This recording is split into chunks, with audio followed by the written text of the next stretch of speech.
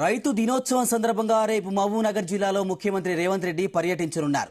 CM పర్యటనకు సంబంధించిన ఏర్పాట్లను ఐజీ సత్యనారాయణ, ఎస్పీ జానకి సమీక్షించారు. హెలిప్యాడ్, పార్కింగ్ స్థలాలను పరిశీలించారు. సీఎం పర్యటన ప్రశాంతంగా సాగేలా అందరూ కృషి చేయాలని సిబ్బందికి సూచించారు. భద్రతా ఏర్పాట్లకు సంబంధించి ముఖ్యమైన సూచనలు చేశారు.